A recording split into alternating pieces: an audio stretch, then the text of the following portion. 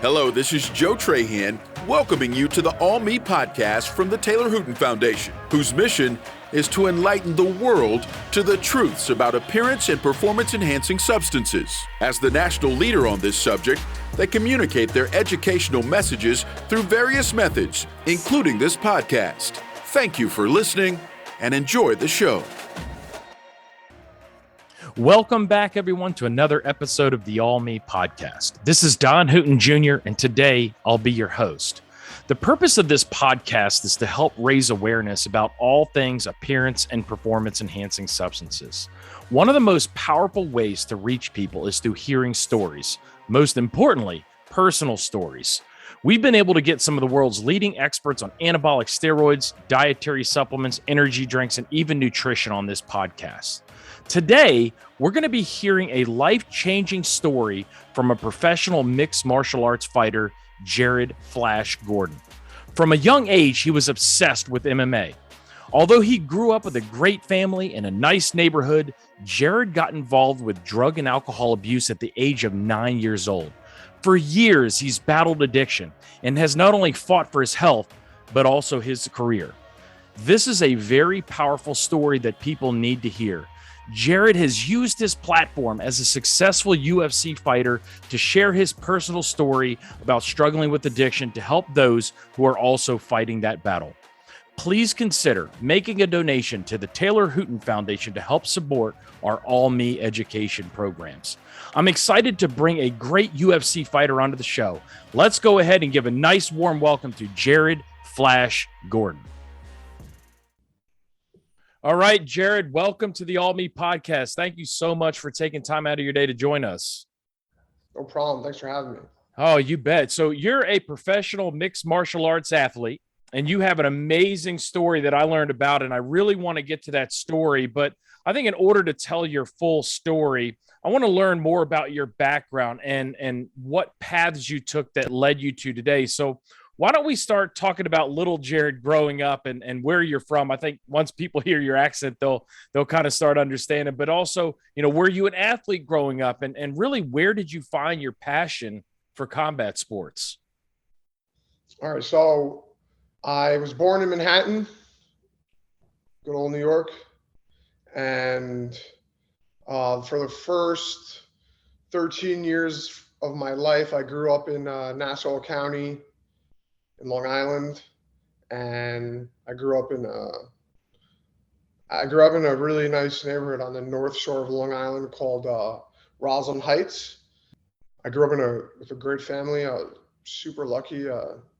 Not to brag, but I kind of grew up with a silver spoon in my mouth. I didn't have to ever ask for anything. I always had what I wanted, and we lived in a really big house, with the pool. And my dad did well for himself, blue collar guy, but he turned his father's hardware store into like a wholesale and retail hardware company that sold goods to all the boroughs in the city. So he did really well. And, I lived a great life. I went on vacations and I went to camps and, we had a great life. Things did somewhat change for us as I got older, but I'll get there. And my life in my home was great. Also, I have great parents who are still alive today. They're still together. And my mother's Sicilian. My father's parents are from London. So we had very, very loud household, a lot of screaming and arguing. Yeah. Not that that's, abnormal, but no, just the way it was. I went to really nice schools, public school, but they were, very highly rated and ranked schools in the nation. And, life was good. When I was about 8 years old, I went to, and I begin with this because I think this was something that definitely affected my life and, made me who the person I am today. But I went to a sleepaway camp. I was 8 years old. And while I was there, I was sexually assaulted by a camp counselor. Full on rape. And, it was something that I'll never forget, something that scarred me and changed, my life forever. I came home that summer. I turned 9 that following September. I have an older brother, Dylan, who is 20 months older than me. And in our neighborhood, we had a lot of friends and family friends, and my parents' friends had kids who were our friends, and they were a couple of years older than my brother, so like 13, 14 years old. And at the time, they were experimenting with pot, drinking alcohol, and I was like the little guy in the group, the young guy. But we all hung out together. We played outside, and we were outside kids. We played, manhunt, and we caused trouble, and we fought each other, and we fought other kids, and we played as regular kids, climbing trees and getting beat up and hurting ourselves, scratching our knees, skateboarding, and we were outside all day long. But at the time, these kids were, smoking pot, and that's when I first started to experiment with drugs. I was really young, 9 years old. Looking back at it, 9 years old is it's pretty crazy to think that a 9-year-old. Oh, wow. Yeah. And the first time I smoked was that September or October. Like I said, I just turned 9, and I loved it. I continued to smoke and experiment and, drink beers and, steal my parents' alcohol and, stuff like that. And it was just, at the time it seemed harmless. And, I guess looking back at it, it kind of was harmless, but as I got older, my drug use and my behavior got a lot worse. By the time I was 11 or 12, I was smoking pot every day. And, after school, me and my friends, we lived in a small knit neighborhood, and all of the kids knew each other, from young to old. So if you were in 7th, 8th, 9th grade, you knew all the 10th, 11th, and seniors that you were in the same school district as. And, the older kids are the ones that were, getting all the drugs and stuff, and selling drugs, in high school, and that, so it was really easy for us to obtain drugs and stuff. So by the time I was 12, 13, 14, I had already tried cocaine, and then I became like the guy who knew the older guys. So I was, helping my friends and the kids in my age group score drugs. And, I don't like to glorify it, but that's just the way it was. And, I don't like to glorify this either, but, I started selling pot and other things. And as a young teen, we lived in a neighborhood where everyone had money. Yeah. So, these kids, I went to school with kids that, I went to school with Howard Stern's kids. I went to school with the owners of Cablevision, the owners of WB11. My wife actually went to middle school and elementary school with my wife, and her family was, well off. And so everyone around us, all these kids had money, and it was easy for them to buy pot or whatever, go to the store and buy booze, ask someone to get us booze or something. And that's how it was for us. And we, as we got into high school, house parties and keg parties, and it got a lot worse. So we started, I came from a nice a nice area, and I had a great family, but I chose to go down the wrong road. And, we were troublemakers. We got into trouble. We fought a lot. We fought the opposing schools, and, we would be in the streets getting into trouble. And it's just what we did, I did graduate high school. But when this was also a pinnacle part of my life. In 2001, on Father's Day, my father's business burnt down, and it killed 3 FDNY guys, and it injured Oh, wow. about 60 firemen and police officers, NYPD guys and FDNY guys. And it was a huge thing. They called it the Father's Day fire. It was the deadliest fire in New York City since 1969. And, it was like headline news for weeks. Mhm. And my father, he lost a lot of money. Him and my father and my uncle are in business together, and they lost their business, and Mhm. um, it was crazy. You know, we moved from Long Island to Queens into the inner city, Mhm. so I had like a whole new change. I was going to school with like predominantly white kids, and now I'm going to school next to Queensbridge housing projects, which is like the largest housing projects in the world.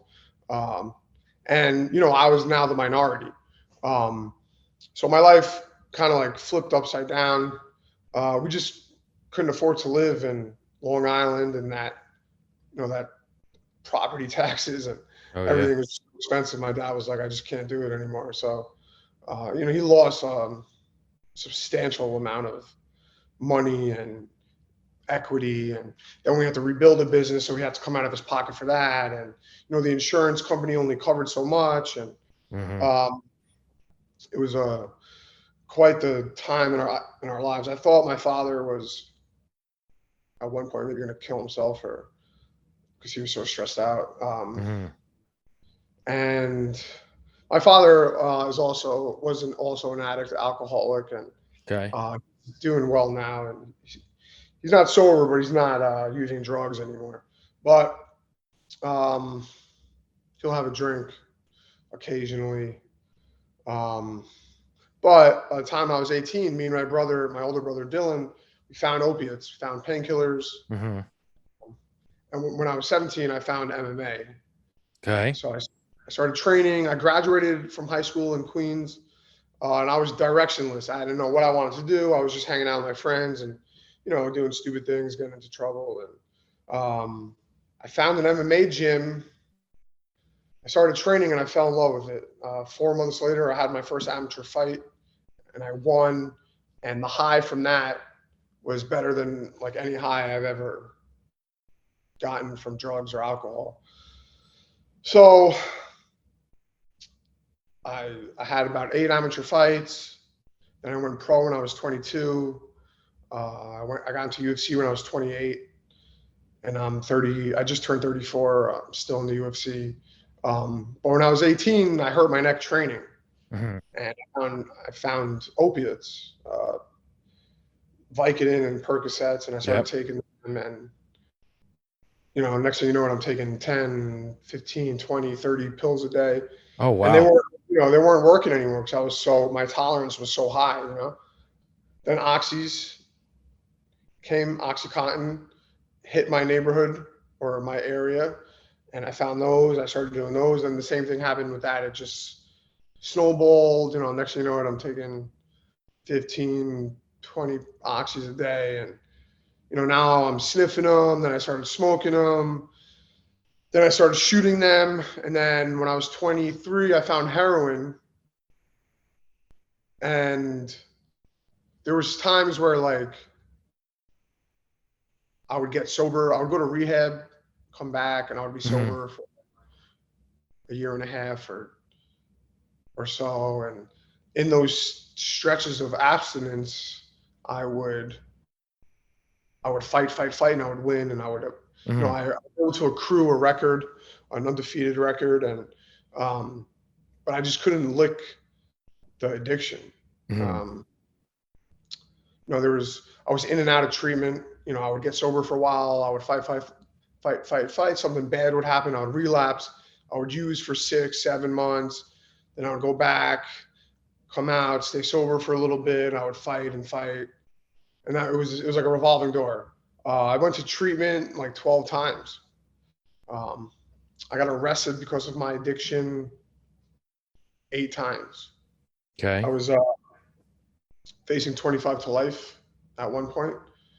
I got arrested for a home invasion robbery, felony battery. And that wasn't enough for me to stop.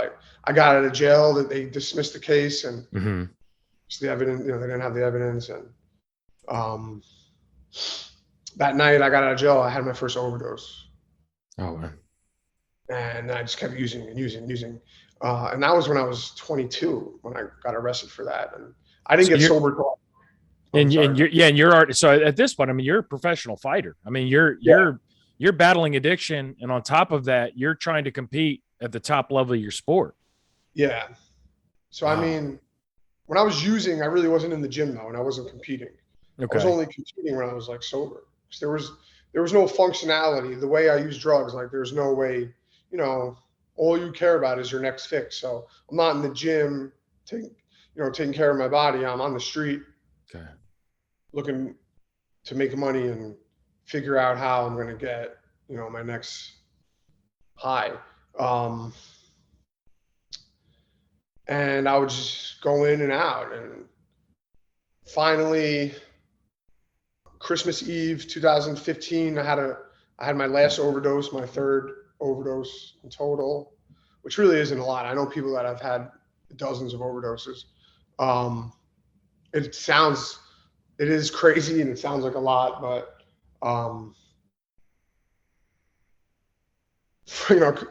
in my world, like it's not a lot. And I'm lucky to have only had that many. At the end, I was, shooting heroin and coke and crack. Anything I could put in a needle, I would shoot. Meth. I didn't really do meth that much, but mostly IV, cocaine, and heroin was my drug of choice. And so I overdosed December 2015, Christmas Eve. I wake up in the hospital on the 26th, super dope sick. So I left the hospital. I got high one more time, and I went to detox that night. And I've been sober ever since. Wow. So like what changed for me was I decided that my way just wasn't working anymore. Anytime I took the reins or the steering wheel and try to control the situation and, tell people like, oh, I know what I'm doing. I know I've been sober before. I know how to get sober and stay sober.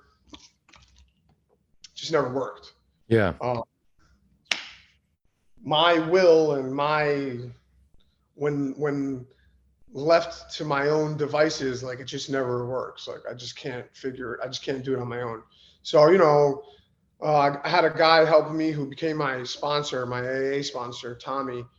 He was like, dude, you gotta find your higher power. And you have to look to something bigger than you, more powerful than you, to take the will. And you have to take suggestions and not do it your way. And that's what I did. I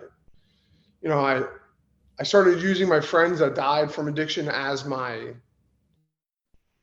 higher power. And I realized over time that there's something bigger out there than, my dead friends. Yeah. And I call him Jesus now.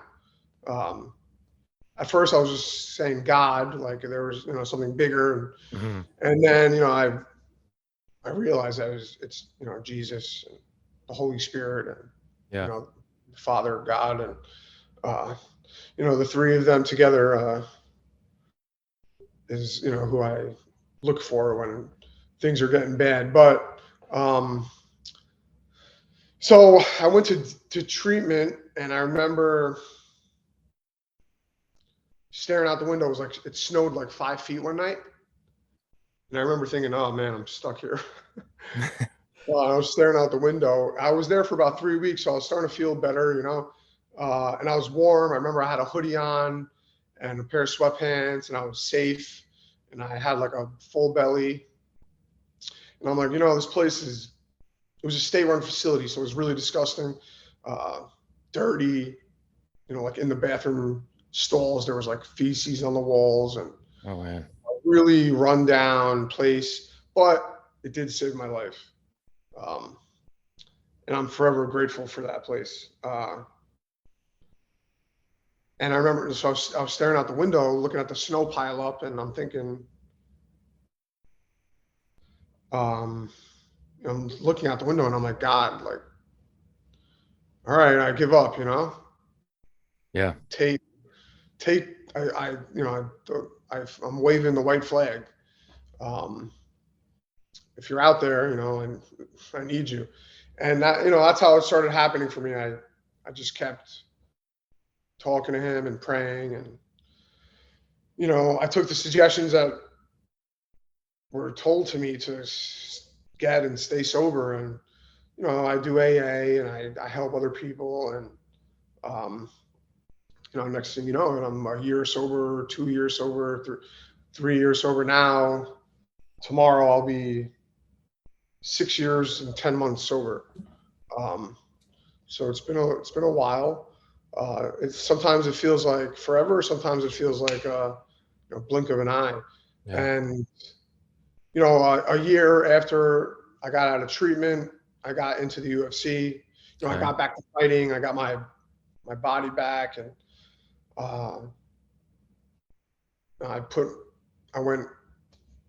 dove fully into sobriety and into my career. And here I am. I only get like a daily reprieve. Like I have to do something every day to keep myself on track. Sometimes, every hour, every minute, I have to just take it slowly. Yeah. Sometimes I'm just like, the days just are flying by. Lately, they've been flying by. Like I'm busy, I have a lot of things going on. I'm married. I just bought my first house about 6 months ago. I have nice things. I own my own vehicles, and I have 2 dogs that I'm able to take care of. I couldn't take care of myself, yet alone other people, and take care of houses and things like that. And so like now the biggest thing for me is God and helping other people. And that's how I stay sober now. And that's where I'm at, Yeah. No, I mean, you're doing incredible things, and you've come from such a dark place. And I mean, really, no pun intended. I mean, you've been fighting your whole life, whether that's, been in MMA or battling your addiction to where you are today, and having talked to friends that have struggled with addiction throughout their lives. I mean, it's something you're constantly going to probably struggle with and need to talk about. But I want to go back to your fighting world and how that started, especially for some of our young listeners, as that if you've never watched the sport of MMA and have watched a UFC fight, it's pretty incredible. As I've told people before, I think it was UFC 167. I had the opportunity to attend. I was offered tickets. Hey, can you stay in town? And would you like to come to this fight? And these seats were unbelievable. I was there by myself. And when I sat down, as the fights got bigger and bigger, I'm just thinking to myself, wow, I mean, this is an incredible sport. It takes an incredible athlete. How did you find that first gym that really kind of fulfilled this, passion and obviously this profession that you have today? I mean, did you just stumble upon it? Did you have friends that were like, hey, why don't you come in here and fight? Kind of take us through that and really what got you hooked? So like I said, I graduated, and I was through my senior year, I was drinking a lot, and I had put on a bunch of weight, and I'm like, man, this is terrible. So I wanted to start exercising and get, lose some weight and feel better. At the time, the UFC was blowing up. The Ultimate Fighter was getting really popular, and I was watching it nonstop. Anytime there was a UFC event on, I watched it.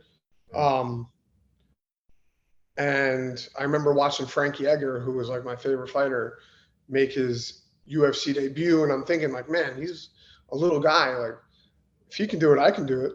And then he eventually became world champion. So my friend and I were looking for boxing gyms to go to. And one day we went into Manhattan and we found a boxing gym, which was all the way downtown Manhattan by like the World Trade Center Mm-hmm. and or now the Freedom Tower. And I was like, this is awesome, but it's too far from my house. At the time it was just going to be a hobby Mm-hmm. or, go to the gym. Like I'm not going to go all the way to Manhattan every day just to go to the gym. I can do that in my own neighborhood. I actually ended up going to that gym later on in life for about 8 years, and I worked there too. But I came home that day from the city, and I took another route back to Queens on a different train. The train lets you off further away from my house than the train I usually take, but it was faster and it was convenient and it was right there, so I got on it. And I come out of the train station in Queens, and I'm walking with my head down, up out of the subway, from underground, Mm-hmm. and I look up, and there's an MMA gym, and there's guys in there boxing, hitting the bag, and there's guys wrestling, and I'm like, oh, and this was 2 miles from my house. Mm-hmm. So I walk in, and they give me the sheet, the flyer and classes and schedule. And the following Monday, I went to my first jujitsu class, and that was it. I was in love. I did really well. I had wrestled and boxed as a kid, so I had like a knack for it already, and I loved it. And you were obviously gifted at the sport. You quickly figured out, man, this is definitely for me. Yeah, yeah, it was for me for sure. Like as soon as I started, I knew right away, like this is what I'm gonna do. And that was it. I started training every day. I had my first amateur fight 4 months later. I was 17. I fought a 26-year-old guy, and I beat him. And I remember thinking, like, dude, I'm only 17. And I just beat up a 26-year-old. Like, I'm really good at this. And that was it. Like, I had all my friends and my girlfriend at the time there, and my parents came and watched, and it was like, we were fighting in a gymnasium, in like a convention center gymnasium Mm-hmm. across the street from a penitentiary in New Jersey. It was called the Rahway Convention Center in Rahway, New Jersey. Mm-hmm. And I thought I was like the man. It felt so cool, and it was so awesome. Everybody, was like, so excited and happy, and I just felt like it just gave me a feeling that like I never felt before, and that was it. I got hooked. So But at that level, do you have to win a certain amount of fights as an amateur before you get into the UFC and you're fighting as a professional? And like when you get into the UFC, I mean, is it like an invite only, or do you have to go? I'm just trying to think in terms of like other sports, where you have basically semifinals, finals, and then the winner of this big fight here, will ultimately move forward into the UFC. Or is it a scouting process? Tell me more about how that works. yeah, so I mean, when I was coming up, it was like you have a bunch of amateur fights, and if you really want to do this, then you go pro. So some athletic commissions, you have to have like a certain amount of amateur fights before you can make your pro debut. But once you go pro, um, it's regional level, so it's like AAA or like Mm-hmm. like of MLB basically. Like no one knows you. You're still fighting regionally. Yeah, you're professional because you're getting paid from the organization now. That's the only difference Mm-hmm. between amateur and professionals. That now you're getting paid, and the rules are different. There's Okay. no, you're wearing 4-ounce gloves and just a mouthpiece and a cup. There's no, as an amateur, I wore shin guards and the gloves were bigger, so Okay. the Okay. chances of injury were less, and the rules were different. There was no kicks to the head or knees or elbows to the head. And there was no punching on the ground or elbowing on the ground. It was just, you know, uh, boxing, basically kicks, like lower, like kicks to the legs and body. Mm-hmm. And then when you got to the ground, it was basically just jujitsu Okay. or wrestling. So you go pro, you fight regionally, and you have to accumulate or like a really good record to get noticed by the bigger leagues, you know. Back then it was, you needed to be like 10-0, Mhm. 11-0, 12-0, like 12-1 or something like that. And you needed to like, be impressive. Uh, and usually you have a manager who is vouching for you to like the matchmakers of these bigger organizations, Okay. or you get recognized, on videos or, people. So I got signed to UFC. I was 11-1.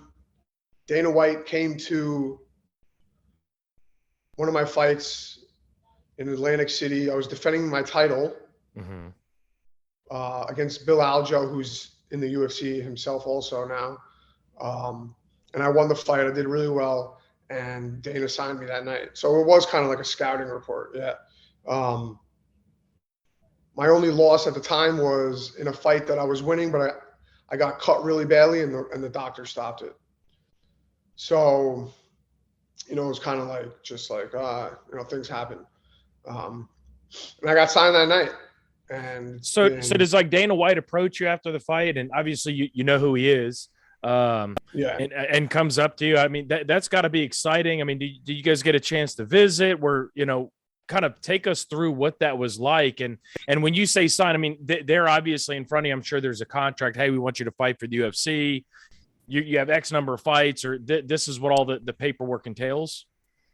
Yeah. So I mean, I saw him after the fight. He was Okay. like, "So you did great tonight, and you want to, they're filming all of this. It was like an episode on. It's called Dana White's Looking for a Fight. He's got a Okay. a YouTube series. He's still doing it now. Um, and yeah, he was like, "You want to fight in the UFC?" And I'm like, "Yeah, of course." Like, he's like, "Are you sure?" And I was like, "Yeah." Like, what do you mean? Am I sure? And he was like kind of upset because like I wasn't like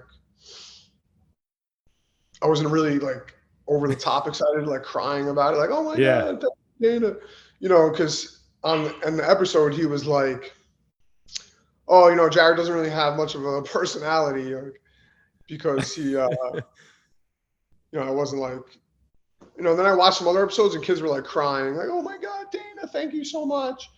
And I'm like, "Yeah, I want to fight in the UFC. Like, of course I do." Um, you know, it's not like he was handing me like $1 million in cash that night. Yeah. You know what I mean? He signed me to a contract. First of all, I knew I belonged in the UFC. Yeah. I knew I would get there. Yeah. Uh, and he signed me to everyone comes in on entry level contracts, Mhm. which at the time for me was 10,000 to fight, 10,000 to win. So when I win, I get 20 grand. If you lose, you get $10,000. You got to pay taxes. Yeah. You got to pay your managers. You got to pay your coaches. If you lose, you're walking away with like $4,000 maybe. Yeah. So like I was like, yeah, I want to fight in the UFC, but like quit acting like you're like giving me like a Lamborghini or like buying me a house or giving me like a ton of cash. Yeah. So like yeah, I was like, yeah, of course. And he signed me. I'm still in the UFC now. It's been almost 6 years, and it's been a lot of ups and downs in the UFC for me. But I think that's most people in this sport. It's not like a linear. It's not linear at all. Um, and you got to work really hard to get to a place where you're actually making a living. Because even once you get into UFC, you're not like set. Yeah. You got to Like stay there. You got to continue to earn lose, it. you could lose two straight and then see you later. Yeah. You lose two or three straight and you're gone. Yeah. You get cut. Yeah. And then after all that, you made like $20,000 only plus. When you pay everyone off, you're walking away with like 10 G's. Yeah. And, it could take 6 months, 8 months to have Yeah. two fights. Most people fight like 2 or 3 times a year. So if you're not making, 100 grand a fight, then it's like hard to say, to Yeah. almost be like really happy about it. Finally, now I'm making money like that. Yep. But it's also been 6 years and I'm on my fourth contract now. So, it's been a long road and it's a lot of ups and downs, lots of injuries, and you know, but I'm doing well. I have a really big fight coming up. I won my last one, and it's finally now like things are coming to Yep. fruition for me.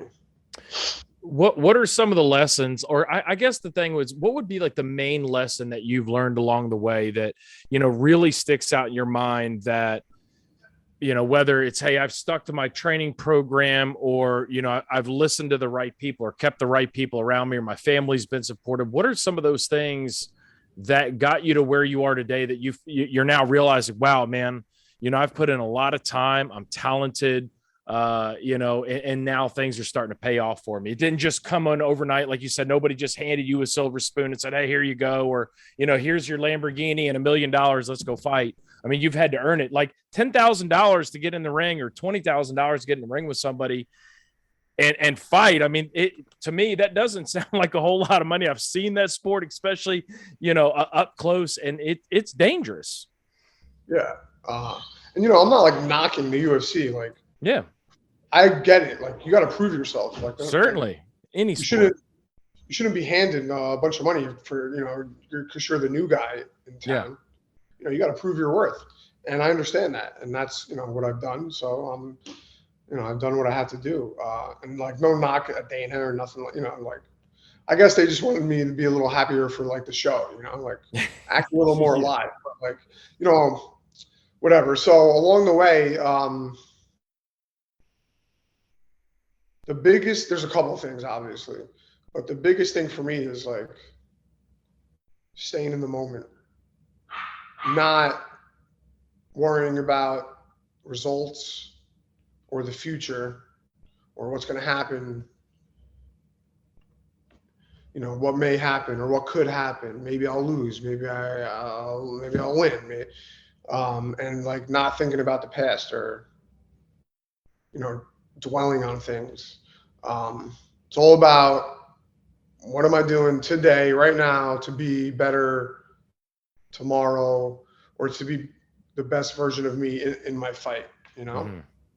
And not the great thing about like for me is that like I still don't rely on myself to like get the things I want. Like I get on my knees and I ask God for guidance and help.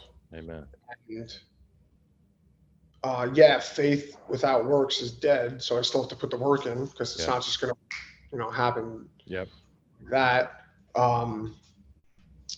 but that's like the biggest thing is like not listening to people that are talking crap and not like feeding into negative stuff, and just do what you can every day to be the best that you can, live correctly, be honest, do the right thing, and good things should happen for you.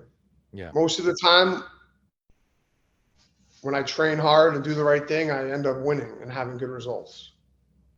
And that's, our big focus here at the Taylor Hooten Foundation. We focus a lot on appearance and performance enhancing substances. And when you and I had our conversation, prior to this call, one of our slogans as part of our All Me brand is train hard, eat right, and play fair. And that's what it takes to be all me. So those are some really good takeaways. And that really, translates to any profession that you're in, or even if you're in school. It's obviously all about working hard, right? And living in the moment. Like you say, you can't control things in the future. But did you have any role models along the way that you looked up to? And the reason I asked that question is part of our All Me movement. We have role models for young people to look up to, because again, you've seen it in all professional sports. The second an athlete has a breakout year, a breakout fight, they set a home run record. What is the first thing people talk about? Oh, they've got to be using performance enhancing drugs, right? So did you ever have that role model that you looked up to coming up? And do you have role models today, even as a professional fighter? Coming up, yeah, I did. Like Frank Yeager, like I said, it was one of them for sure. There are people that I look to strive to be like, and to, especially when it comes to fighting, like be like, them, or, do some of the things that they do in fights or outside of fights. But I try not to like idolize any man, Okay. because I'm me, and, I'll never be an exact replica of someone else. Mm-hmm. So the only person that I try to idolize is God. And, but yeah, like mentors for sure, but not like in fighting. I've had Okay. people help me in my life, which have made my career better for sure.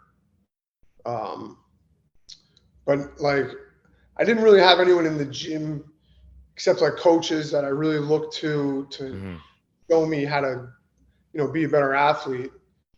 Jason Stroud, who's my coach, Mm-hmm. who I met at that gym in Manhattan, the boxing gym, who's Yeah. actually now my coach still down here in Florida. He's one of the head coaches at my gym in Kill Cliff Fight Club down here in South Florida. One of my old coaches, Mike Jaramillo, who's from Manhattan at Henzo Gracie's, he's someone I really looked up to. But a lot of the things that they showed me are not, or have taught me, like, it's not about fighting. It's about just being a good man, Mm-hmm. Yeah. and which just makes me better as an athlete anyways. So, Yeah. like I said, like honesty, treating your body right, Yeah. living clean. And then, I have guys like help me in recovery. That's like the Yeah. biggest thing for me. My mental health is more important than anything that I do physically. If my mental health isn't there, then the physical is just, it's a Yeah. waste. Yeah. So when I help myself mentally is when I do better physically. Yeah. So just a couple of closing things. And one of the things I've been wanting to ask you is how did you get your nickname Flash? My first jujitsu coach named me that. It wasn't because I was like fast or anything, Uh-huh. but it was because I always had good cardio. So he would, I never stopped moving. So he was like, man, Flash Gordon over here. And my last name is Gordon. So it kind of Okay. Yeah. it was a good moniker, and it stuck, So they've been calling me Flash since I'm like 17. It just kind of sticks it. Okay, interesting. Yeah, I'm always interested in how some of the athletes get their nicknames, but I wanted to touch on one thing with you, just from a point of our perspective, because you have such an amazing story, and I want you to obviously close talking about how you're using this platform today to help others, and I've watched a lot of videos with you, and obviously the gentleman that connected the two of us said, if there's one guy they'll ever make a movie about that has an incredible story is Jared Gordon. And I see why. But I want to talk real quick about the topic of appearance and performance enhancing substances, because as an athlete at the level that you perform at, and as an addict, I mean, have you ever been tempted to use any of these drugs? Number one, and number two, sort of what are your feelings about these drugs? Because I know, again, as a professional athlete, you might be facing an opponent that has used or is currently using these drugs, which kind of puts them at an advantage. Yeah. So no, I've never done them. Um, I know people that have Mm-hmm. taken them. Um, when I got sober though, like any drug you put in your body is considered drug abuse if it's not prescribed by a doctor. Yeah. So like I've had Right. surgeries in the last 7 years where, I took a painkiller, but prescribed by a doctor, Mm-hmm. at the amount that they're telling me to take it at. Mm-hmm. So I'm not like abusing the drug. But like, I don't know.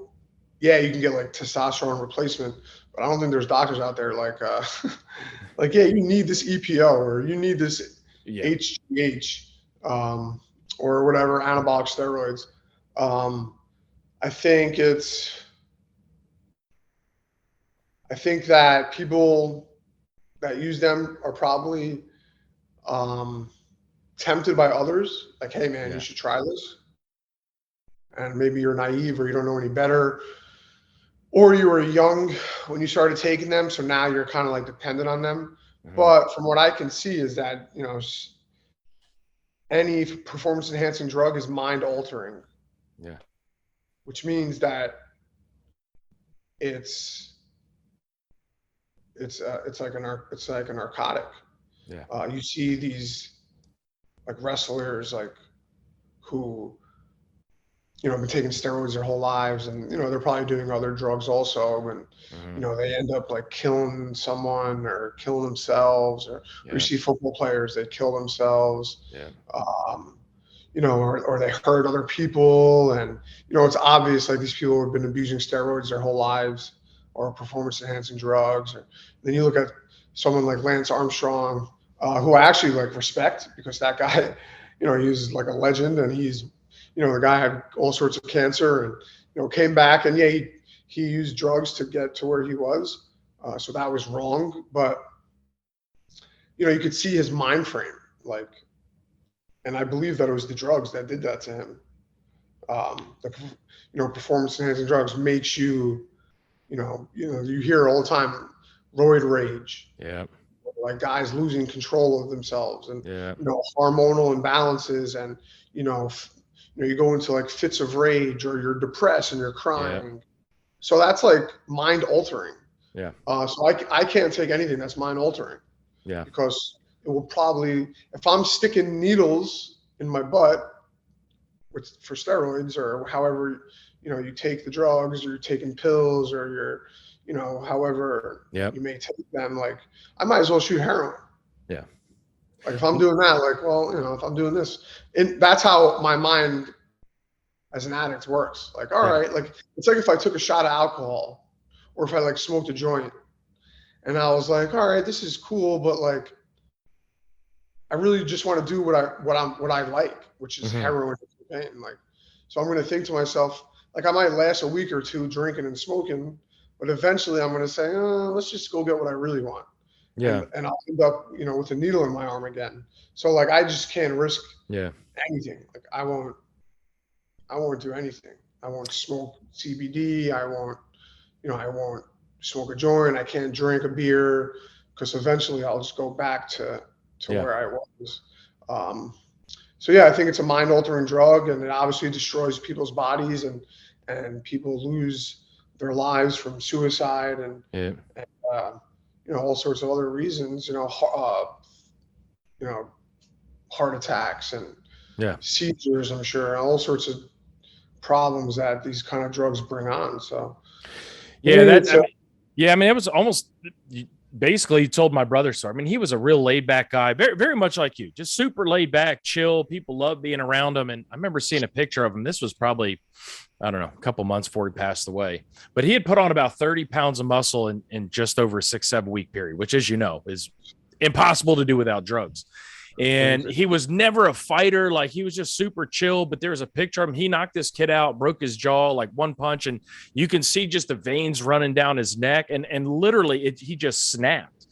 Just went from being chill into this rage. But then obviously led down that path again, like you said, mind altering. A lot of people don't see these types of drugs this way, Jared. I mean, they just see them. Hey, I'm going to get bigger, stronger, faster. They don't think about the mind altering effects. But obviously, that's what got my brother Taylor is when he came off those drugs. And as you know yourself, coming off drugs is not an easy thing to do. It's not something you just, hey, I'm just going to stop and go on with about my life, which ultimately obviously led to my brother's suicide.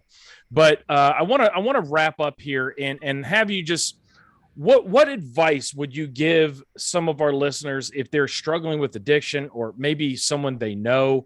I'm sure it takes a lot of encouragement, but your success with doing this and your success of competing at the top level of your sport is very inspiring. What advice would you give them? If you're struggling with drugs or alcohol or anything like mind altering like that, I would say that you gotta give up the fight. Keep doing it your way, and not taking help or asking for help, and tell me how it works out for you, because I doubt that if you do it your way that you're going to Mm-hmm. be successful. Your way has led you to where you are now, and you're obviously stuck in a cycle. Mm-hmm. Um, So ask for help. I'm sure people are already trying to help you.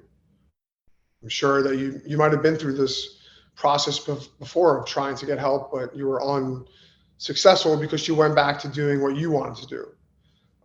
So you just got to give up the fight, and you got to get professional help. There's people out there that know what they're doing and can help you, and you're never too far gone. I know people I was homeless. I was panhandling. I lived on the street. I lived in homeless shelters. I've been in psych wards. I've been in hospitals. I've been in jails. I've been in rehabs, therapeutic communities. I've been in every kind of facility that the state offers. So, and I was able to get out of that situation and get to where I am today. So it's never too late. And if you want the help, you can get it. So you just got to reach out and ask for it. Yeah. No, that's great advice. But before I let you go, part of our All Me podcast are our curveball questions. So here's what's going to happen. I'm going to ask you 3 short questions, one at a time. Just whatever comes to mind first, go ahead and answer it. There's no wrong answer when it comes to these. Here we go. The first question is, what is the most embarrassing fashion trend you've rocked? Oh, embarrassing. Probably when I was about 10 years old, I was I used to inline skate, like aggressive skating. And at the time, early 90s, everyone's wearing like really humongous baggy jeans that looked like 20 sizes too big for you. Yeah. So like looking back at it, I'm like, oh my God, what was I wearing? It was cool at the time though, right? It was, yeah. It was. Yeah, I think Jinko was one of the brands that did that. Janko or Pacos. Yep. The UFOs, all those. Yeah. So, all right, second question. What is the best piece of advice you've ever been given? Probably to give it to God. Yeah, I like that. All I have, just relay it to him. Love that. Last question, and this was kind of specially made for you, but if there was a movie made about your life, what genre would it be and who would play you as the leading actor? Oof. I guess it would be like a drama. Yeah. Could be an action movie, right? Or actually like an action or a thriller. Yeah. Who would play me? Man, people always tell me I look like, I think he's like too old now, older looking to play me. But John Bernthal? Yes. From The Punisher? Yeah. Because his nose has been broken. I'll put a picture of him in the show notes too. Only problem is that he has hair. So he would have to shave his head for the movie. Yeah. Well, I'll make sure I put a picture of him in the notes so that people can reference that next to a picture of you. But John, thank you again for taking time out of your day. I know sharing this story is very important to you, and we just want to thank you for being on the All Me podcast. And I'm positive that your story that is going to be broadcasted to our listeners. Somebody's going to hear this story, and we'll probably never know about it, but we just prayed that it helps that person. Thank you. I appreciate it. Well, that's it for today's show. Thanks for listening to the All Me podcast from the Taylor Hooten Foundation, a nonprofit organization leading a national campaign to enlighten people to the truths about appearance and performance-enhancing substances and inspiring people to live and compete without the use of these substances. Please be sure to subscribe to our podcast and tune in to our next episode.